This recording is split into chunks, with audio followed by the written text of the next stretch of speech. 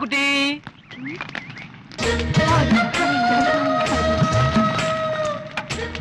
ചെല്ലക്കുട്ടി ഇവിടെ ഇരിക്കുന്നു. ഞാൻ എവിടെയൊക്കെ തിരക്കി. എന്നാ ഇവിടെ എന്നോട് സ്നേഹമുള്ളത് കുഞ്ഞിക്കുട്ടി അമ്മൂമ്മക്കും ചെല്ലക്കുട്ടിക്കും മാത്ര. നിങ്ങളോടല്ലാതെ എന്റെ നീറുന്ന പ്രശ്നം ഞാൻ ആരോട് പറയാനാ? എന്നാ പ്രശ്നം? ഞാൻ വന്നതിന്റെ ആദ്യത്തെ 2 ദിവസം വലിയ കുഴപ്പമില്ലായിരുന്നു. പിന്നെ എന്ത് കഴിച്ചാലും അപ്പം പോകും. അന്ന് ചെല്ലിനിക്ക് പാലെടുത്തന്നില്ലേ, അപ്പം പോയി. മിഞ്ഞാന്ന് രാവിലെ പുറ്റ് കഴിച്ച് അപ്പം പോയി. രാത്രി ചപ്പാത്തി കഴിച്ച് അപ്പം പോയി. ഇന്ന് രാവിലെ ഇഡ്ഡലി കഴിച്ച് അപ്പം പോയി. നേരത്തെ 2 ദിവസം ചക്ക തിന്നു അപ്പം പോയി. ചിലപ്പം ഇയാളുടെ വയറ്റിനൊന്നും പിടിക്കുന്നില്ലായിരിക്കുമേ. ഇനി അപ്പം ഒന്ന് കഴിച്ചു നോക്കിയേ, അപ്പം പോകുമെന്ന് അറിയാലോ. അതും കൂടി പരീക്ഷിച്ചിട്ട് ഡോക്ടറെ പോയി കാണാല്ലേ? അതെ അതെ. ഇതാർക്കാ വെള്ളം ചൂടാക്കണേ? എനിക്കാ? അല്ല എനിക്കാ. ചെല്ല ചൂടുവെള്ളത്തിലെ കുളിക്കൂ? ഓ അങ്ങനൊന്നുമില്ല, കുറച്ച് നല്ലോണം എരിയുന്ന കുറെ വിറക് കണ്ടേ, വെറുതെ എന്താന്ന് വിചാരിച്ച അത്രേ ഉള്ളൂ. ചൂടായി ഞാൻ പോട്ടെ.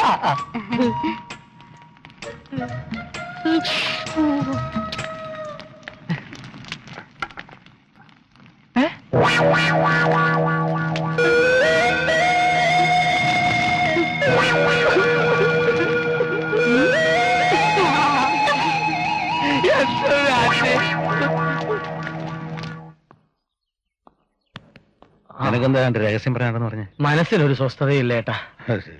കുട്ടികളുണ്ടാകില്ലെന്ന് ഡോക്ടർ പറഞ്ഞതിന്റെ പേരിലാണോ? അതിനെന്തെല്ലാം പരിഹാര മാർഗങ്ങളുണ്ട്. ഓ ഇനിയൊരു പരിഹാരമില്ല. ഉമയാണെങ്കിൽ മനപ്രയാസം കൊണ്ടൊരു കോലമായി. ഇതിനിടയിൽ അമ്മയുടെ അനിയത്തിയുടെ പേരക്കിടാവിന്റെ ഭരണവും. എന്തെങ്കിലും കള്ളക്കേസിൽ കുടിക്കുക അവനെ കസ്റ്റഡിയിലെടുത്താലോ?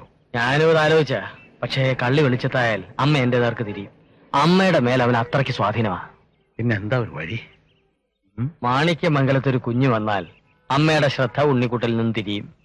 അതിന് വകുപ്പില്ലല്ലോ. മാണിക്യമംഗലം ഇപ്പൊ മച്ചിമംഗലമല്ലേ? ദൈവത്തിന്റെ ഓരോ കളികളെ. പ്രസന്ന ചേച്ചിക്ക് ഇപ്പൊ എങ്ങനെയുണ്ട്? ഛർദിനൊരു മയം വന്നിട്ടുണ്ട്. സ്കാനിങ്ങും കഴിഞ്ഞു. റിസൾട്ട് നാളെ മറ്റോ കിട്ടും. റിസൾട്ടിൽ കുട്ടി പെണ്ണല്ലെങ്കിൽ നേരത്തെ പറഞ്ഞതുപോലെ അബോർഷൻ നടത്താൻ തന്നെയല്ലേ പ്ലാൻ? അതെ. കുട്ടി ആണാണെങ്കിൽ ചേട്ടൻ കളയും. അതല്ലേ മലയാളത്തിൽ പറഞ്ഞത്. പ്രസന്ന ചേച്ചി എതിർത്താലും ആരെതിർത്താലും ഈ തീരുമാനത്തിന് മാറ്റമില്ല. അങ്ങനെയാണ് അതിന് എനിക്ക് തരരുതോ? തലയുടെ വയറ്റി 3 മാസം കിടന്ന കൊച്ചിനെ നിനക്ക് കേട്ടിട്ട് എന്തോന്നിനാടാ? 3 മാസമല്ല, മാസം തികഞ്ഞു തന്നെ എനിക്ക് കിട്ടണം. ചേട്ടനെന്ന് പറഞ്ഞില്ലേ ദത്തിനെ പറ്റി? അന്നു മുതൽ എനിക്ക് തോന്നിയ ഐഡിയ. ഞങ്ങൾ 2 ആൾക്കും കുട്ടികൾ ഉണ്ടാവില്ലെന്ന് ഉറപ്പായപ്പോ ഞാനിതങ്ങ് നിശ്ചയിച്ചു. നീ എന്തായി പറയുന്നത്? ഒരു കുഞ്ഞിനെ എവിടെ നിന്ന് വേണേലും ദത്തെടുക്കാം. പക്ഷെ നമുക്ക് പരിചയവും സ്നേഹബന്ധമുള്ള കുടുംബത്തിൽ നിന്ന് ജനിച്ച ഉടനെ കിട്ടുന്ന ഒരു കുഞ്ഞിന്റെ സ്നേഹവും നിഷ്കളങ്കതയും അതുങ്ങൾക്കുണ്ടാകണമെന്നില്ലല്ലോ. നീ പറയുന്നത് ശരിയാ. നശിപ്പിക്കാൻ തീരുമാനിച്ചൊരു കുഞ്ഞിനെ നിനക്ക് വളർത്താൻ തരുന്ന ഒരു ജീവകാരുണ്യ പ്രവൃത്തിയാ. 1-2 മാസമായ ഒരു ഗർഭം അലസിപ്പിച്ചാൽ നമുക്ക് വിഷമം തോന്നാറില്ല. പക്ഷെ 10 മാസം തികഞ്ഞ് പ്രസവിച്ചൊരു കുഞ്ഞിനെ കൈവിടാൻ തോന്നുന്നു. ഇപ്പോഴേ നിങ്ങൾക്ക് 3 കുഞ്ഞുങ്ങളുള്ള സ്ഥിതിക്ക് എത്രയുണ്ടെന്ന് പറഞ്ഞിട്ടെന്താ? ഒരു തള്ളയുടെ മനസ്സ് നിനക്കറിയില്ല.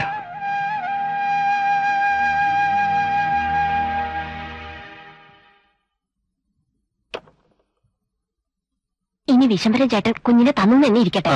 അതിനെ ഇവിടെ വളർത്താൻ അമ്മ സമ്മതിക്കോ? നിങ്ങളുടെ ചേട്ടന്മാർ സമ്മതിക്കോ? ഏതായാലും സംസാരിക്കുന്നു. ഇവർക്ക് ഇച്ചിരി ഉറക്കം സംസാരിച്ചൂടെ? ഒന്നും കേൾക്കാൻ വയ്യല്ല എന്റെ കർത്താവേ. ദത്തെടുത്തൊരു കുട്ടിയുടെ പേരില് അമ്മ ഈ സ്വത്തുക്കൾ മുഴുവൻ എഴുതി കൊടുക്കുമെന്ന് നിങ്ങക്ക് തോന്നണുണ്ടോ? എന്നാലും ഒരു കിളിന്ത് കുഞ്ഞിനെ താലോലിക്കാൻ കിട്ടുമ്പോ സ്വത്ത് മുഴുവൻ കൊടുത്തില്ലെങ്കിലും അമ്മ കുറച്ചെങ്കിലും കൊടുക്കാതിരിക്കില്ല. അത്രയ്ക്ക് ജീവനാണ് അമ്മയ്ക്ക് കുഞ്ഞുങ്ങളെ. എന്തോ എനിക്ക് വിശ്വാസം വരുന്നില്ല. ജനിക്കാത്ത കുഞ്ഞിന്റെ ജാതകം നമ്മളെന്തിനാ നോക്കുന്നത്?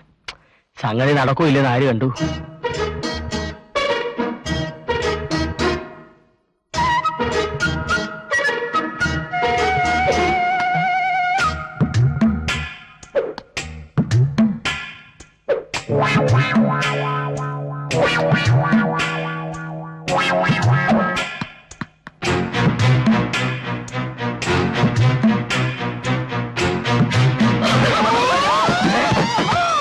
അയ്യോ, ആ സ്റ്റെല്ലപ്പണിന്റെ അറച്ചയല്ലേ കരുത്. മാറണം, വന്നടി.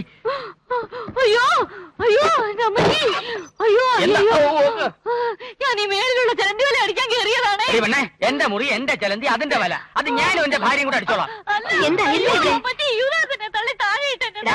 കുറച്ച് കുറുമ്പ് കൂടുന്നുണ്ട് കേട്ടോ. വട്ടമേശ സ്ഥാനം തെറ്റി കിടക്കുന്നത് ഞാൻ കണ്ടു. പക്ഷെ അതിന്റെ മുകളിൽ ഒരാൾ സ്ഥാനം തെറ്റി നിൽക്കുന്ന എനിക്കറിയില്ലല്ലോ. ഉണ്ണികൃഷ്ണ, ഇതുപോലെ പല കാര്യങ്ങളും നീ അറിയാനുണ്ട്. അറിയേണ്ടത് അറിയേണ്ട സമയത്ത് അറിയേണ്ടതുപോലെ. ഇവിടെ കുറച്ച് വന്ന് എന്നതിന്റെ പേരിൽ എന്തൊക്കെയാ സഹിക്കേണ്ടി വരുന്നത്? മതി, നിങ്ങൾ കോടതി പോകുമ്പോ ഇവളെ കൂടെ അങ്ങ് വണ്ടി അയച്ചു വിട്ടേര്. ഒരു പോലീസ് ജീപ്പ് അറേഞ്ച് ചെയ്യട്ടെ? വേണ്ട. ആദ്യം കുറച്ച് തൈല് വിട്ട് തടവ്, ബാക്കി കാര്യം പിന്നെ തീരുമാനിക്കാം. എല്ലാരും ഓരോരോ കാര്യം നോക്കി പോ. വാടി വാടി. നീ എന്റെ കൂടെ പോരെ മോനെ. ആശം പിടിച്ചത്. സത്യത്തിൽ നീ വലയടിക്കാൻ തന്നെ കരുതാണ്. ഇവിടെ ഞാൻ എന്റെ വീട്ടിലെ വല അടിച്ചിട്ടില്ല, പിന്നല്ലേ മാണിക്യമംഗലത്തെ പോലീസുകാരന്റെ വല. കാര്യമായിട്ട് എന്തോ ഗൂഢാലോചന നടക്കുന്നുണ്ട്, ഞാൻ അറിയാൻ കയറിയതാ.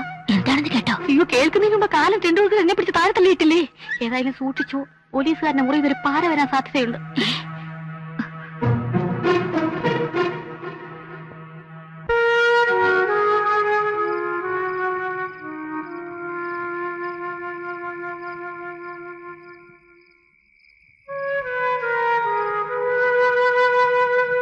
എന്താ ചേട്ടാ ഒരു മൂഡ് ഔട്ട്? സ്കാനിങ്ങിന്റെ റിസൾട്ട് കിട്ടി. എന്താ കുഴപ്പം വല്ലതും? അങ്ങനൊന്നുമില്ല. കുട്ടികൾ 2. ആണോ പെണ്ണോ? 2 ആൺകുട്ടികളാ. ഈശ്വര, അപ്പൊ ചേട്ടൻ ഒരു കുട്ടിയെ എനിക്ക് തരും. നിന്നോട് ഞാൻ അന്നങ്ങനൊക്കെ പറഞ്ഞെങ്കിലും. എന്താ ചേട്ടാ ഇപ്പൊ ഇങ്ങനെയൊക്കെ പറയുന്നത്? ചേട്ടന്റെ വാക്ക് വിശ്വസിച്ച് ഞങ്ങൾ എന്തൊക്കെ മനക്കോട്ടകളെ കെട്ടിയത്. ഉമ്മ ഇതറിയുമ്പോ ഞാൻ അവൾക്ക് ആശ കൊടുക്കുകയും ചെയ്തു. ദൈവനിശ്ചയം പോലെ ചേട്ടന് പിറക്കാൻ പോകുന്ന 2 ആൺകുട്ടികളാ. അതിലൊരു കുഞ്ഞിനെ എനിക്ക് തന്നൂടെ? നീ എന്നെ വല്ലാത്തൊരു ധർമ്മസങ്കടത്തിലാക്കുക. എന്റെ രക്തത്തിൽ പറക്കാൻ പോകുന്ന ഒരു കുഞ്ഞിനെയാ നീ ചോദിക്കുന്നേ. നിന്നോടുള്ള സ്നേഹം ഓർക്കുമ്പോ തള്ളിക്കളയാൻ പറ്റുന്നില്ല. അപ്പൊ ചേട്ടൻ ഒരു കുഞ്ഞിനെ എനിക്ക് തരും? ഉമ്മയ്ക്ക് അവനെ സ്വന്തം കുഞ്ഞിനെ പോലെ കാണാൻ കഴിയുമോ? കാണാൻ കഴിയും. ചേട്ടൻ എന്നെ വിശ്വാസമില്ലേ? ഞങ്ങൾക്കുള്ളതെല്ലാം അവനുള്ളതാണ്. പോരാ, സ്വന്തം കുഞ്ഞിനെ പോലെ നിങ്ങൾ അവനെ സ്നേഹിക്കണം, നന്നായി വളർത്തണം, പഠിപ്പിക്കണം. അതൊന്നും ഓർത്ത് ചേട്ടൻ വിഷമിക്കണ്ട. അവൻ ഇപ്പോഴേ എന്റെ സ്വന്തം മോനാ.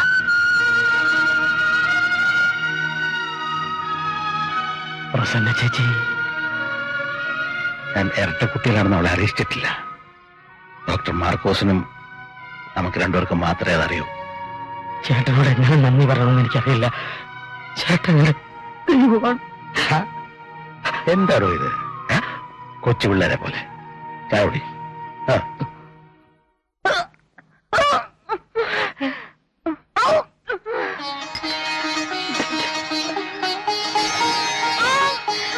അയ്യോ, എന്ത് പറ്റി മോളെ? എടാ സത്യമാല, എടാ ധർമ്മ, ശൗന്തളേ, ഓടി വാടാ ഇങ്ങോട്ട്.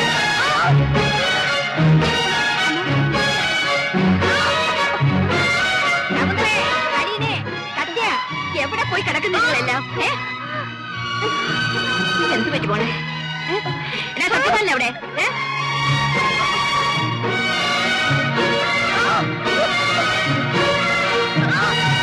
അയ്യോ അമ്മേ, എന്റെ ഉമ്മയ്ക്ക് എന്ത് പറ്റി? രോക്കാനും ശബ്ദം. സൂക്ഷിക്കണം, കോടറാനുള്ള സമയം.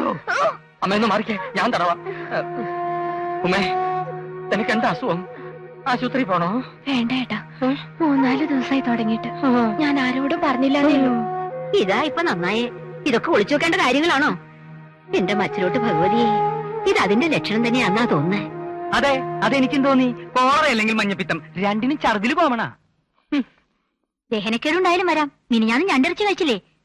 വയറ്റി പിടിച്ചു കാണത്തില്ല. അയ്യോ, ഞാൻ അപ്പോഴേ പറഞ്ഞതാ കുറച്ച് കഴിച്ചാ മതിയെന്ന്. അയ്യോ, ഞാനും കുറച്ച് കൂടുതൽ കഴിച്ച്. എനിക്ക് എപ്പോഴാണോ ഛർദ്ദിൽ വരുന്നത്? ഇയാള് ഛർദിക്കത്തില്ല, ഇളകി പോത്തേ ഉള്ളൂ. അയ്യോ, അതപ്പം പോയി. ഇനിയും ഛർദ്ദിക്കണോ? വേണ്ട, ഇപ്പൊ മാറി. എന്തായാലും സൂക്ഷിക്കണം, 2 പകരുന്ന രോഗ. നിങ്ങളൊക്കെ എന്തറിഞ്ഞിട്ടായി പറയുന്നേ? ഇതൊന്നുമല്ല. നീ മൂത്രം കൊണ്ട് പരിശോധിപ്പിക്കേ. എന്റെയോ? അല്ലടാ, ഇവളുടെ. അത് വേണ്ടമ്മേ, മൂത്രത്തിൽ ശകലം ചോറിട്ട് നോക്കിയാൽ ഇവിടെ വെച്ച് അറിയാവുന്ന കാര്യമുള്ളൂ. മഞ്ഞപ്പിത്തം അറിയാം, കോളറയാണ്, ആശുപത്രിയിൽ തന്നെ കൊണ്ടുപോകണം. ഇനി എലിപ്പലിയാണെങ്കിലോ അത് ഭയങ്കരമായിട്ട് പറന്നു പിടിക്കും. പിടിച്ച മരണം ഉറപ്പാ. ഇവന്മാരെ ഞാൻ എങ്ങനെയാ ഒന്ന് പറഞ്ഞു മനസ്സിലാക്കുന്നത്? പെണ്ണിന് ഓക്കാനോ ശബ്ദത്തിലും വരുന്ന എന്തിന്റെ ലക്ഷണമാണെന്ന് നിങ്ങൾ ഇനി കോന്തമാരെ ഒന്ന് പറഞ്ഞു മനസ്സിലാക്കും. വാ മോളെ, വന്ന് കിടക്ക്, ക്ഷീണം ഒന്ന് മാറട്ടെ.